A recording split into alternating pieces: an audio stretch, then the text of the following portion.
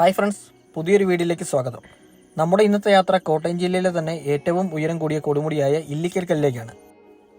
കോട്ടയം ജില്ലയിലെ തന്നെ പ്രധാന വിനോദസഞ്ചാര കേന്ദ്രങ്ങളിൽ ഒന്നാണ് ഇല്ലിക്കൽ കല്ല്. നമ്മുടെ കോട്ടയം, ഇടുക്കി ജില്ലകൾ വിനോദസഞ്ചാരികൾക്ക് ഏറ്റവും പ്രിയപ്പെട്ട സ്ഥലങ്ങളാണല്ലോ. കുന്നും മലയും കയറി ചെന്ന് വേണം ഇവയിൽ പലതും കാണാൻ. ഞങ്ങൾ വീട്ടിൽ നിന്ന് ഇറങ്ങിയത് വെളുപ്പിനെ 6:30-ക്കാണ്. ഇവിടുന്ന് ഏകദേശം 1.5 മണിക്കൂറുണ്ട് ഇല്ലിക്കൽ കല്ല് വരെ. ഇന്നലെ വൈകിട്ട് പെയ്ത മഴയുടെ എഫക്റ്റ് ഏതായാലും കാണാനുണ്ട്. രാവിലെ തന്നെ നല്ല മഞ്ഞായിരുന്നു.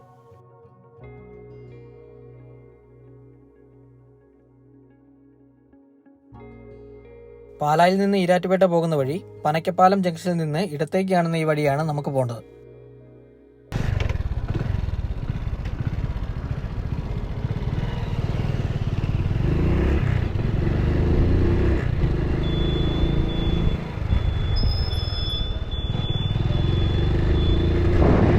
ഇവിടുന്ന് ഏകദേശം 21 കിലോമീറ്റർ നമുക്ക് യാത്ര ചെയ്യാനുണ്ട്.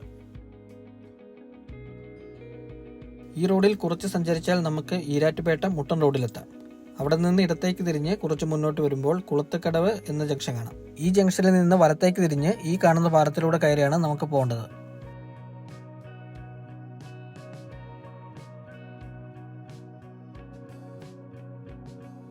നമ്മൾ ഇല്ലിക്കൽ കല്ല് എത്തുന്നതിന് മുമ്പ് കണ്ടൊരു കാഴ്ചയാണിത്. റിസോർട്ടോ ഹോം സ്റ്റേ ആണെന്ന് തോന്നുന്നു. എന്തായാലും നല്ല അടിപൊളിയായിട്ട് സെറ്റ് ചെയ്ത് വെച്ചിട്ടുണ്ട്.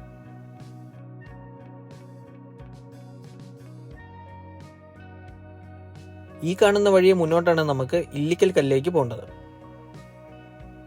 ഇവിടെ വരെ നമുക്ക് വരാൻ പറ്റത്തുള്ളൂ. ബൈക്കും കാറും ഒക്കെ ഇവിടെ പാർക്ക് ചെയ്തിട്ട് വേണം മേളിലോട്ട് കയറാൻ. ആ കാണുന്ന മലയൊക്കെ ഫുള്ള് കോട കയറിയിട്ടുണ്ട് കേട്ടോ. എന്തായാലും നമ്മൾ പ്രതീക്ഷിച്ച പോലെ തന്നെ ഇന്ന് നല്ല കോടയുള്ള ദിവസമാണെന്ന് തോന്നുന്നു. നിങ്ങൾക്ക് ചായയും സ്നാക്സും ഒക്കെ കഴിക്കണമെങ്കിൽ 1-2 ചെറിയ ചെറിയ കടകളൊക്കെ ഇവിടെയുണ്ട്. ഈ ഇല്ലിക്കൽ കൊടുമുടി നിൽക്കുന്നത് സമുദ്രനിരപ്പിൽ നിന്നും ഏകദേശം 4000 അടി ഉയരത്തിലാണ്. പണ്ടത്തേതിലും അപേക്ഷിച്ച് ഒരുപാട് സഞ്ചാരികൾ ഇന്ന് ഇങ്ങോട്ട് എത്തുന്നുണ്ട്. ഇല്ലിക്കൽ മലയിൽ നിരവധി മലയോര അരുവികളുണ്ട്. ഇവ താഴേക്കൊഴുകിയാണ് മീനച്ചിലാറായിട്ട് ഒഴുകുന്നത്. ഇടുക്കി തൊടുപുഴ ഭാഗത്ത് നിന്ന് ഇങ്ങോട്ട് വരേണ്ടവർക്ക് ഇലവീഴ പൂഞ്ചിറ റൂട്ടിൽ വന്ന് മേച്ചാൽ ഭാഗത്തു നിന്ന് തിരിഞ്ഞ് ഇല്ലിക്കൽ കല്ലിലെത്താം. ഇനി കോട്ടയം പാലാ ഭാഗത്തു നിന്ന് വരുന്നവർക്ക് ഈരാറ്റുപേട്ട വാഗമൺ റൂട്ടിൽ വന്നാൽ 4 കിലോമീറ്ററിന് ശേഷം അടുക്കം വഴി തിരിഞ്ഞ് ഇല്ലിക്കൽ കല്ലിലെത്താം.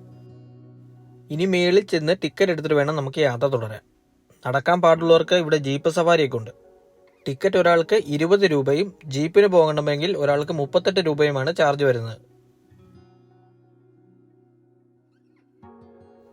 ഇവിടെ അടുത്തുള്ള സ്ഥലങ്ങളുടെ പേരും അങ്ങോട്ടേക്കുള്ള ദൂരമൊക്കെ ഇവിടെ എഴുതി വെച്ചിട്ടുണ്ട്. ഈ കാണുന്ന ജീപ്പിൽ വേണം നമുക്ക് മേളിലേക്ക് പോകാൻ. ഇവിടെ മെയിൻറ്റെയിൻ ചെയ്യുന്നത് DTPC ആണ്, ഡിസ്ട്രിക്ട് ടൂറിസം പ്രൊമോഷൻ കൗൺസിൽ. ഈ ചെക്ക് പോസ്റ്റ് കഴിഞ്ഞാൽ പിന്നെ ഇവരുടെ ജീപ്പിന് വേണം മേളിലേക്ക് പോകാൻ. നടന്നു പോകേണ്ടവർക്ക് നടന്നു പോകാം. ഏകദേശം 1 കിലോമീറ്റർ ഉണ്ട് മേളിൽ വരെ എത്താൻ. മേളിൽ പാർക്കിംഗ് ഏരിയ കുറവായതുകൊണ്ടാണെന്ന് തോന്നുന്നു മറ്റുള്ള വാഹനങ്ങൾ കടത്തി വിടാത്തത്.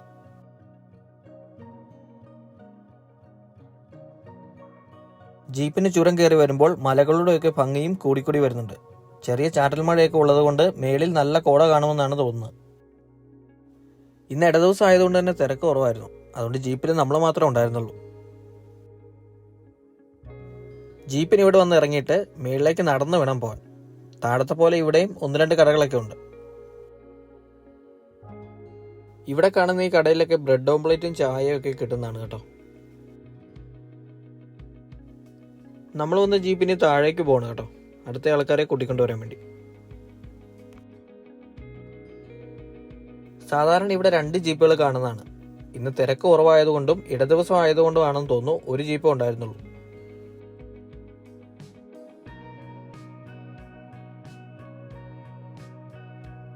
മേളിലേക്ക് ജീപ്പിന് പോകാൻ ടിക്കറ്റ് എടുത്തവർക്ക് തിരിച്ച് ഇല്ലിക്കൽ കല്ല് കണ്ടതിന് ശേഷവും ആ ജീപ്പിൽ തന്നെ താഴേക്ക് പോകുന്നതാണ്. നല്ല കയറ്റമുണ്ട്. പക്ഷേ ഈ റോഡിന്റെ ഭംഗി അറിയണമെങ്കിൽ നടന്നു തന്നെ പോകണം. നമ്മൾ ഇവിടുന്ന് മേളിലേക്ക് കയറി വരുമ്പോൾ ഇവിടെ ഇരിക്കാനുള്ള ചെറിയ സൗകര്യമൊക്കെ ഉണ്ട്. നമുക്ക് ഇവിടുന്ന് റൈറ്റ് കയറി ഈ വഴി വേണം മേളിലേക്ക് പോകാൻ. പച്ചപ്പിനിടയിലൂടെ താഴ്ത്തു നോക്കിയാൽ പൊട്ടുപോലെ ചെറിയ ചെറിയ പട്ടണങ്ങളൊക്കെ കാണാം. അതിനെല്ലാം ഇടയിലൂടെ മീനച്ചിലാറിന്റെ കൈവഴികളും കാണാം. കോട മൂടിയ ഈ വഴിയെയാണ് നമുക്ക് ഇല്ലിക്കൽ കല്ലിന്റെ ടോപ്പിലേക്ക് പോകേണ്ടത്. ഇവിടെ ഒരുപാട് മരണങ്ങളൊക്കെ സംഭവിച്ചതുകൊണ്ട് തന്നെ അപകട മുന്നറിയിപ്പ് ബോർഡുകളൊക്കെ വെച്ചിട്ടുണ്ട്. ഉയരം കൂടിയ കുന്നിനെ മൂടിക്കെട്ടി കടന്നു പോകുന്ന കോടമഞ്ഞിന്റെ കാഴ്ച എന്തായാലും നിങ്ങളെ അതിശയിപ്പിക്കും. ഈ ഭീമൻ കല്ലിന്റെ മനോഹാരിത നമുക്ക് അടുത്ത് കാണണമെങ്കിൽ ഏറ്റവും ടോപ്പിൽ ചെല്ലണം. ഈ വഴി തറയോടൊക്കെ ഇട്ട് നല്ല രീതിയിലാണ് ചെയ്തിരിക്കുന്നത്. നടന്നു കയറാൻ ബുദ്ധിമുട്ടുണ്ടെങ്കിലും മഞ്ഞിൽ പൊതിഞ്ഞ ഇല്ലിക്കൽ കല്ലിന്റെ കാഴ്ചയും അടിവാരത്തെ കാഴ്ചയും കാണണമെങ്കിൽ കഷ്ടപ്പെട്ട് മേളിൽ ചെല്ലണം. ഉരുളൻ കല്ലുകൾ നിറഞ്ഞ ഇടുങ്ങി വഴിയായതുകൊണ്ട് തന്നെ സേഫ്റ്റി ഉറപ്പാക്കാനായി 2 സൈഡിലും കൈവരികളൊക്കെ വെച്ചിട്ടുണ്ട്. കയറാൻ പാടുള്ളവർക്ക് അതിൽ പിടിച്ച് കയറാവുന്നതാണ്. ഇതിനെ വഴി എന്നൊന്നും പറയാൻ പറ്റില്ല കേട്ടോ. കുറച്ച് ഭാഗം മാത്രം സ്റ്റെപ്പുണ്ട്. ബാക്കി എനിക്ക് തോന്നുന്നു മഴയത്തെ വെള്ളം കുത്തിയൊലിച്ച് പോയതാവാം. ദേ ഈ വഴിയാണ് നമ്മൾ കയറി വന്നത് കേട്ടോ. നല്ല കുത്തനെയുള്ള കയറ്റമാണ്.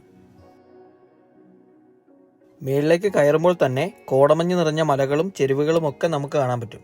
ഇതിന്റെ 2 സൈഡും അത്യാവശ്യം താഴ്ചയുള്ള കൊക്കകളാണ്. സാഹസികമായ ഈ യാത്ര അവസാനിക്കുന്നത് നേരെ ഇല്ലിക്കൽ കല്ലിന്റെ മുൻപിലേക്കാണ്. നമ്മളിപ്പോൾ ഇല്ലിക്കൽ കല്ലിന്റെ ഏറ്റവും ടോപ്പിലെത്തി. ഇവിടെ വരെ നമുക്ക് വരാൻ പറ്റുള്ളൂ. ഇവിടം കൊണ്ട് വഴി ക്ലോസ് ചെയ്തേക്കുവാണ്. പണ്ടൊക്കെ താഴേക്ക് ആളുകൾ ഇറങ്ങുമായിരുന്നു. പിന്നീട് ഒരുപാട് മരണങ്ങളൊക്കെ സംഭവിച്ചതുകൊണ്ട് തന്നെ ആ വഴി ക്ലോസ് ചെയ്തു. നമ്മുടെ നേരെ മുൻപിൽ കാണുന്നതാണ് ഇല്ലിക്കൽ കല്ല്. പക്ഷെ ഒന്നും കാണാൻ പറ്റില്ല, നല്ല കോടയാണ്. താഴെ ഭാഗത്തു നിന്നൊക്കെ നല്ല കോട കയറി വരുന്നുണ്ട്. ഈ സൈഡ് വരുന്നതാണ് നമ്മുടെ പുള്ളിക്കാനം എസ് വളവ് റോഡൊക്കെ. കാറ്റിൽ കോടമഞ്ഞ് നീങ്ങുമ്പോൾ തലയുയർത്തി നിൽക്കുന്ന ഇല്ലിക്കൽ കല്ലിന്റെ ഭംഗി പറഞ്ഞറിയിക്കാൻ പറ്റില്ല. ഇല്ലിക്കൽ കല്ലിന്റെ മുകളിലെത്തുമ്പോൾ കോടയും നല്ല തണുത്ത കാറ്റും നമ്മളെ മരവിപ്പിക്കുന്ന ഒരു അവസ്ഥയാണ്. ഇവിടെയാണ് കല്ല് വരുന്നത്. പക്ഷെ ഒന്നും കാണാൻ പറ്റില്ല, ഫുള്ള് കോടയാണ്. നമുക്ക് എന്തായാലും കുറച്ചു നേരം ഒന്ന് വെയിറ്റ് ചെയ്ത് നോക്കാം കല്ല് കാണാൻ പറ്റുമോ.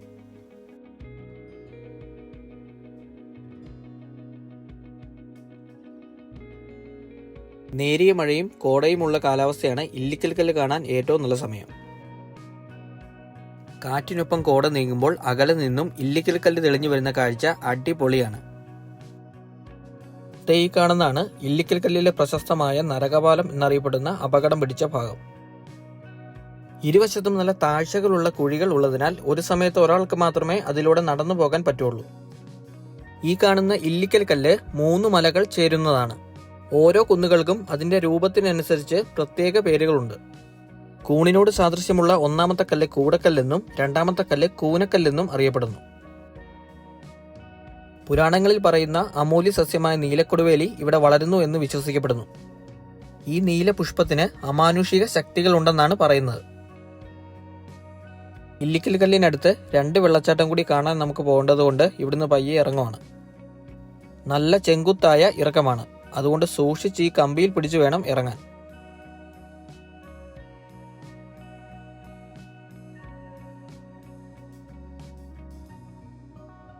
കൊടൈക്കനാലിലെ പില്ലർ റോക്സുമായി ഇല്ലിക്കൽ കല്ലിന് സാമ്യമുണ്ടെന്നാണ് പറയുന്നത്. ഇല്ലിക്കൽ കല്ലിന്റെ പ്രധാന പാറയുടെ പകുതി ഭാഗം അടർന്നു വീണതിനാൽ നേരത്തെ ഉണ്ടായിരുന്ന പാറയുടെ പകുതി മാത്രമേ ഇപ്പോൾ കാണാൻ സാധിക്കുകയുള്ളൂ.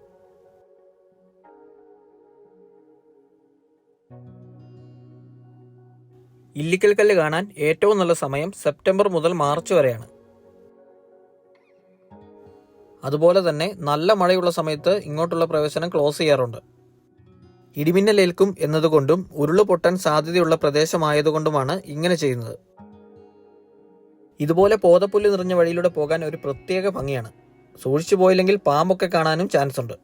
മിക്കവാറും മഴ പെയ്യാൻ നല്ല ചാൻസ് ഉണ്ട്. നല്ല മഴക്കാർ കയറുന്നുണ്ട്. മഴ ചാറാൻ തുടങ്ങിയപ്പോൾ നിൽക്കുന്ന നിപ്പിൽ കോട വന്ന് മൂടുന്നതിന്റെ ഒരു ടൈം ലാപ്സ് വീഡിയോയാണിത്.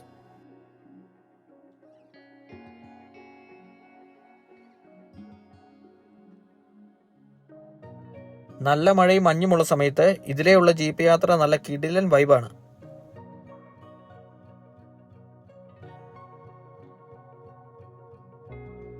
നമ്മൾ നടന്ന് താഴെ പാർക്കിങ്ങിൽ അവിടെ എത്തിയപ്പോഴേക്കും നല്ല മഴ പെയ്യാൻ തുടങ്ങി. അതുകൊണ്ട് മഴ കുറഞ്ഞിട്ട് പോകാമെന്നോർത്ത് ഇവിടെയുള്ള കടയിലോട്ട് കയറി നിന്നു.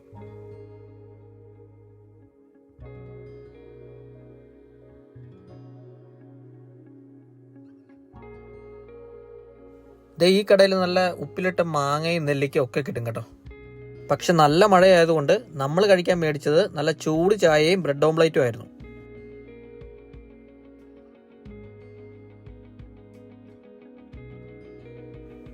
ആ മലയിൽ ഇപ്പം നമ്മൾ വന്നതിനേക്കാളും കോടയായിട്ടുണ്ട്. നമ്മളിവിടുന്ന് പയ്യെ ഇറങ്ങുവാണ്. ഇനി താഴെ ചെന്ന് കഴിച്ചിട്ട് അവിടുന്ന് കട്ടിക്കയം വെള്ളച്ചാട്ടവും കടവുപുഴ അരുവിയും പോകാനാണ് പ്ലാനിങ്.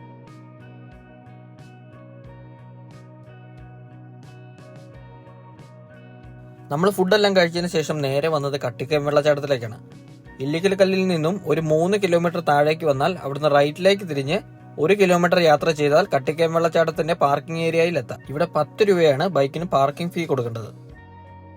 പാർക്കിംഗിൽ ബൈക്ക് വെച്ചിട്ട് താഴോട്ട് ഇറങ്ങുമ്പോൾ തന്നെ പാറക്കൂട്ടങ്ങൾക്കിടയിലൂടെ വെള്ളച്ചാട്ടത്തിലേക്ക് വെള്ളം ഒഴുകിയെത്തുന്നതിന്റെ ഒച്ച നമുക്ക് നല്ലോണം കേൾക്കാം.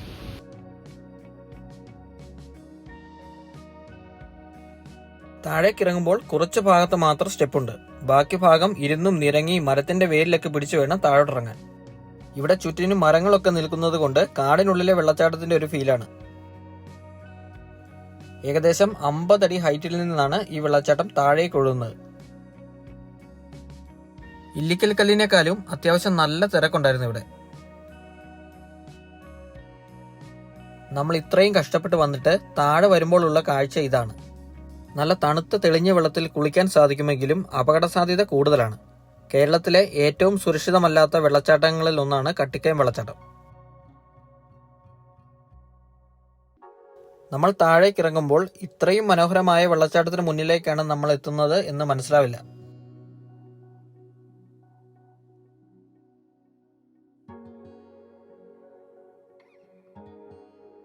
കട്ടിക്കയം വെള്ളച്ചാട്ടം ഒഴുകുന്നത് 3 തട്ടായിട്ടാണ്.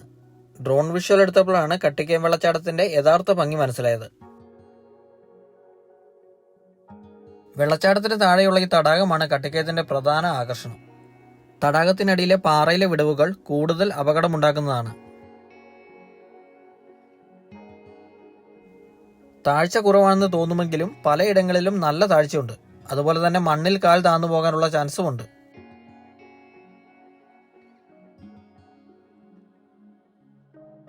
ഇതുപോലുള്ള വെള്ളച്ചാട്ടങ്ങൾ നമുക്ക് ആസ്വദിക്കാനുള്ളതാണല്ലോ. അതുകൊണ്ട് തന്നെ പരിചയമില്ലാത്ത വെള്ളച്ചാട്ടങ്ങളിൽ ഇറങ്ങാതിരിക്കുന്നതായിരിക്കും നല്ലത്.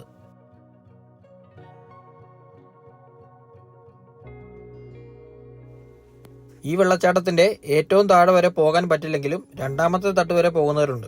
പക്ഷെ കുത്തനെയുള്ള പാറയും വളർന്നു നിൽക്കുന്ന കാടും ഉള്ളത് കൊണ്ട് താഴേക്ക് ഇറങ്ങുന്നത് വളരെ അപകടമാണ്. ഡിസംബർ മാസമാണെങ്കിലും മഴ പെയ്തതുകൊണ്ട് മാത്രമാണ് ഇത്രയും വെള്ളമുള്ളത്. മേളിൽ നിന്ന് കൈത്തോടിലൂടെ ഒഴുകി വരുന്ന വെള്ളമാണ് താഴേക്ക് ഇത്രയും ഭംഗിയുള്ള വെള്ളച്ചാട്ടമായി ഒഴുകുന്നത്.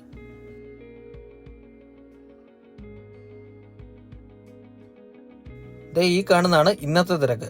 മലയാളികളും തമിഴ്നാട്ടിൽ നിന്ന് വന്നവരും ഒക്കെ ഉണ്ട്.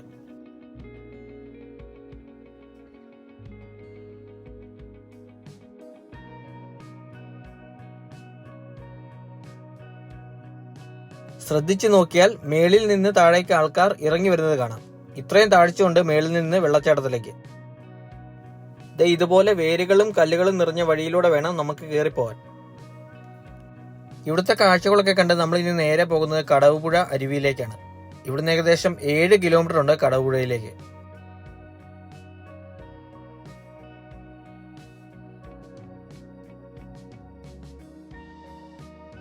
നമ്മളിപ്പോൾ കടവുപുഴയിൽ എത്തിയിരിക്കുകയാണ്. ഇതാണ് വെള്ളച്ചാട്ടത്തിന്റെ പാലത്തിൽ നിന്നുള്ള ദൃശ്യം. ഇവിടെയും ഒരുപാട് പേര് മുങ്ങി മരിച്ചിട്ടുണ്ട്.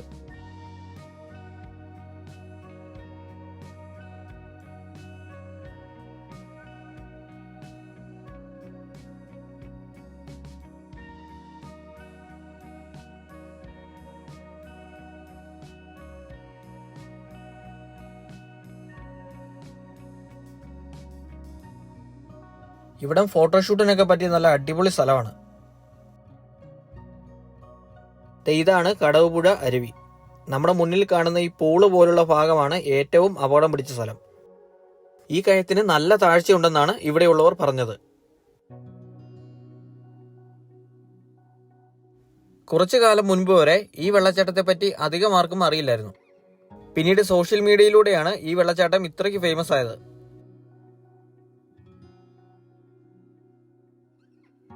ഇവിടെയും സുരക്ഷാ സംവിധാനങ്ങളൊക്കെ കുറവാണ്. അതുകൊണ്ട് നമ്മുടെ സേഫ്റ്റി നമ്മൾ തന്നെ നോക്കി വേണം വെള്ളത്തിലിറങ്ങാൻ.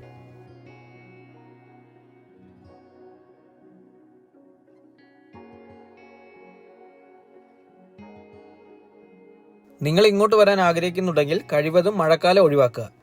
എപ്പോൾ വേണമെങ്കിലും മലവെള്ളപ്പാച്ചിൽ ഉണ്ടാകാൻ സാധ്യതയുള്ളതിനാൽ മറ്റു വെള്ളച്ചാട്ടങ്ങൾ പോലെ തന്നെ ഇവിടെയും അപകട സാധ്യത കൂടുതലാണ്. ഈ കാണുന്നതാണ് കോമൺ ഗ്രീൻ ഫോറസ്റ്റ് ലിസാർഡ്. ഈ വീഡിയോ നിങ്ങൾക്ക് ഇഷ്ടമായെങ്കിൽ ലൈക്ക് ചെയ്യുക. ഇതുപോലുള്ള കൂടുതൽ വീഡിയോകൾക്കായി നമ്മുടെ ചാനൽ സബ്സ്ക്രൈബ് ചെയ്യുക. അടുത്തൊരു യാത്രയിൽ വീണ്ടും കാണാം. Bye bye.